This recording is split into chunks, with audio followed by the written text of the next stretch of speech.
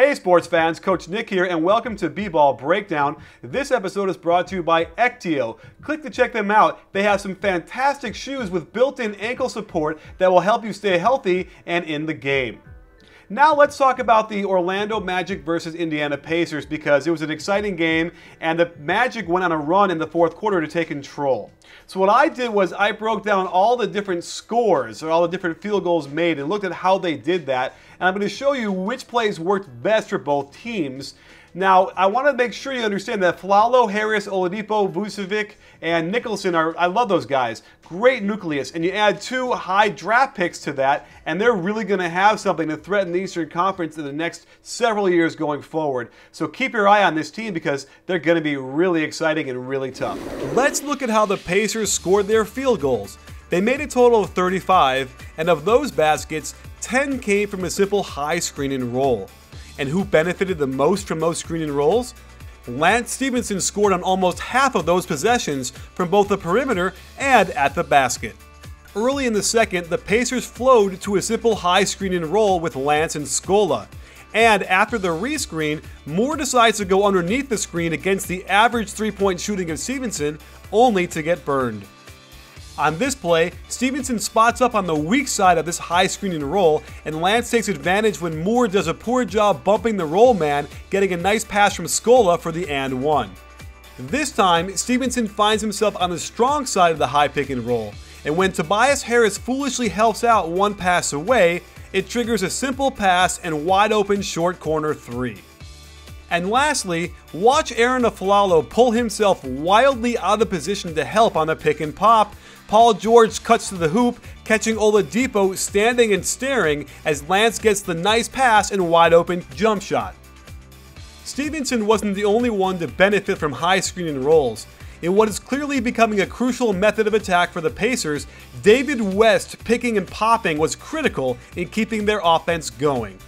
Most defenses want to drop the screener's man down to contain on the high pick and roll and give up the open long two, but we've seen West consistently beat this. The top of the key area has been his bread and butter from the perimeter, shooting 15% better than league average from that spot. The Magic won this game even though they made one less field goal than the Pacers and shot worse from the field overall. They too benefited most from the high pick and roll, and it was their prized rookie Victor Oladipo who got the most field goals with 4. The Pacers like to hedge high on the pick and roll, but watch how the screen is set flat, giving Oladipo the option of going either way around the screen. When Scola comes up high to his right, he simply crosses over to his left. And check out his awesome display of incredible athletic ability on this scoop shot. Another simple screen and roll to start the offense, and Oladipo has been around average as a medium-range jump shooter.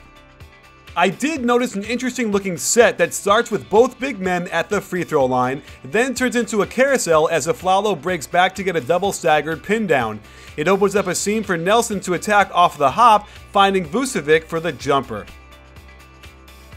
They ran it again later, but Aflalo breaks across the lane instead of up and around, leaving Oladipo stuck running into him. It doesn't matter since it's Aflalo on an ISO post-up and a turnaround jumper.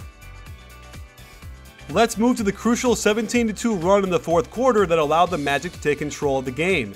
The Pacers defend perfectly, containing the sideline screen and roll, but when the Magic flow into their secondary option, Stephenson allows middle penetration and Mahimi fails to rotate over to protect the rim.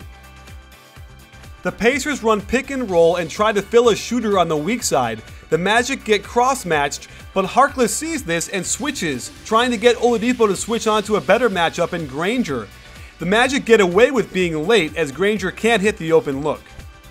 A simple swing to pick and roll, and I guess I can understand why Granger goes underneath the screen against Harkless, who's an average three-point shooter, but Harkless makes him pay. The Pacers want to attack with Hibbert down low, but Vucevic doubles to prevent the pass. He has 3 seconds to get back onto his man and is there in time to pressure the Scola miss. Again, the Pacers want to hedge high on the pick and roll, but Scola comes up way too high and has no hope to get back in time to stop Tobias Harris from attacking and hitting this nice runner. Indiana runs nice offense with a zipper cut into a screen and roll. While Oladipo helps one pass away, Harris covers for him. I think Scola was supposed to stop on the left block and screen for Watson. Instead, Harris closes out and pressures him into a miss. Here's where Oladipo gets his third field goal from a simple high screen and roll when Watson played the percentages and went underneath the screen, but Oladipo comes up big. The only time the Pacers scored during this run was when they isolated Hibbert in the post. He had turned it over earlier, but this time he steps through with a nice jump hook. And again, on a simple high screen and roll, the Pacers contained well, but the Magic rescreen and Hibbert is just too low and can't contest this jump shot. The Pacers run a pin down for Paul George, and the Magic defense do very nice to stunt at him and stop the curl for the drive. However, Oladipo comes over too far from one pass away. This could have been a pass for an open three. Instead, Paul George gets away with flapping the chicken wing a little bit and misses a very difficult step back 20-footer. Oladipo is on fire, and Watson does a fantastic job to deny him the ball and prevent the Magic from starting their offense. But when Watson screws the pooch by helping one pass away off of his man, Oladipo puts a serious nail in the coffin. At this point, I was seriously wondering why Hill hadn't checked in the game yet. I believe he's there at the scorer's table. But I've looked closely at this play and it appears that Watson does not get this shot blocked. I think he literally shot it backwards. This triggers a fast break and Harris finishes with the and one, and the Magic were able to hang on for the win. So there you have it, sports fans.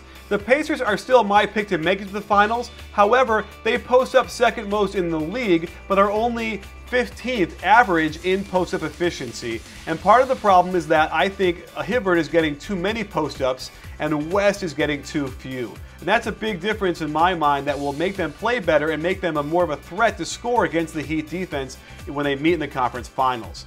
Again, the Magic are an up-and-coming team, very exciting. They don't really have incentive to win because they want those picks to be high. And man, if they have a little bit more talent influx in there, watch out. Jacques Vaughn is considered one of the smartest guys in the room wherever he is, and they have a really nice thing going there. So keep your eye on that. And don't forget, lots more coming up at B-Ball Breakdown. And don't forget, we're not a channel, we're a conversation. You in?